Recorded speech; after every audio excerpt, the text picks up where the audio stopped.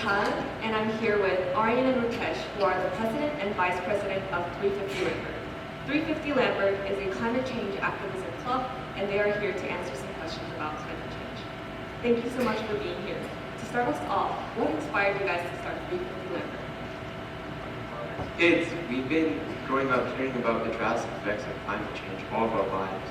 But we haven't really thought about it or even cared about it until we've actually grown up. And now as high schoolers, we've started to see how bad those effects can really get.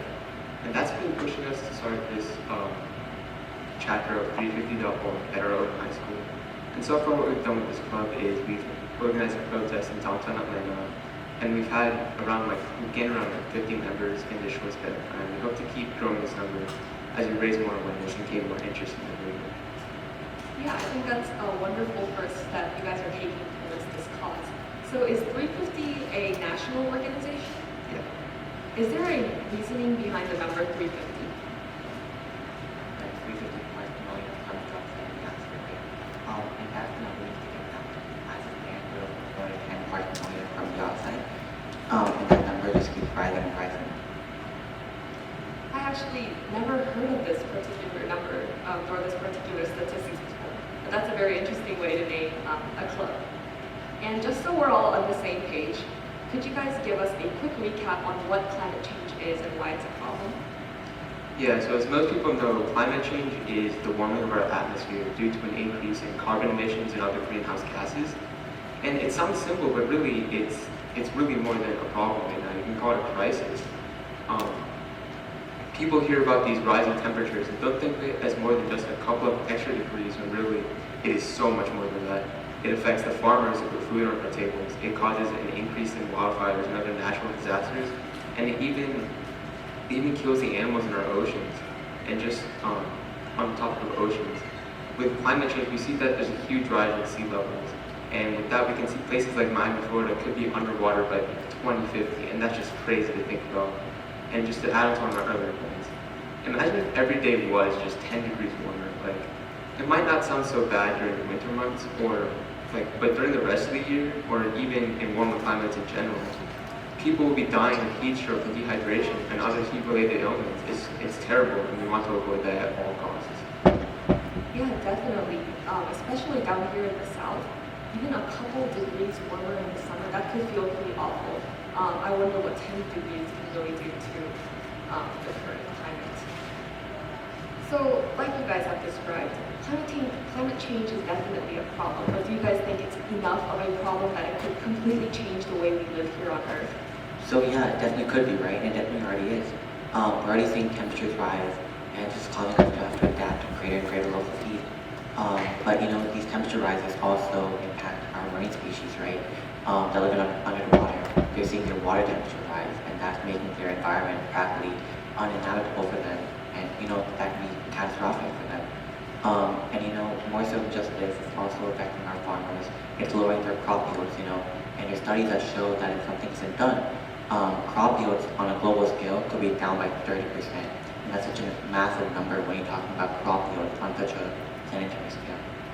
Yeah, definitely, I agree. 30% is especially a large number in areas where crop yields are already pretty low.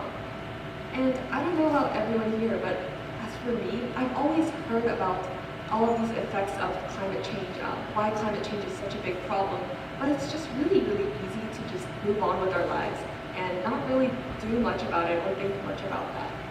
What do you guys think about that? Do you guys think raising awareness on climate change is really working? Do you guys think it's enough? So, raising awareness is a good first step. On its own, it's definitely not enough, right? Awareness campaigns as it stands are more focused on society as a whole and how climate change impacts us as a generation or as a society. It doesn't really personalize the impact of climate change and how it really does have an effect on each and every one of us, right? So I would think that it's not a matter of whether or not we should raise awareness, it's a matter of how we raise that awareness to bring the most actionable outcomes out of our climate awareness campaigns. Yeah, I agree. Sometimes it really has to get on that personal level for us to really understand how severe a specific situation can be. So then what are the steps that we should be taking to fight climate change? Or what steps are currently being taken? Well, renewable energy, like most most of our sources of renewable energy, such as solar panels, while they're considered a green energy, they're not always like the most efficient. And that's why there's been government programs in recent years in order to counteract that inefficiency, as well as to find new sources of renewable energy altogether. So in terms of what steps are already being taken, there's a great French company that comes to mind called Energoop, and they're distributing completely renewable energy, and that comes in the form of hydroelectricity, solar power, wind power, and biomass fuel. It just shows that there's so much innovation possible in this field of renewable energy. And even in terms of what you can do at home, just being energy conscious in general is really, really great first step. Like all the lights in the rooms that you're not even in, just turn them off when you're not in them. Your phone that's been charging for the past hour, that's already at 100%, you can take it out of charge. And your appliances, like, just think about all the appliances that you're not using, like your coffee maker, for example. Unless you're this guy, you're not gonna have your coffee maker plugged in 24/7.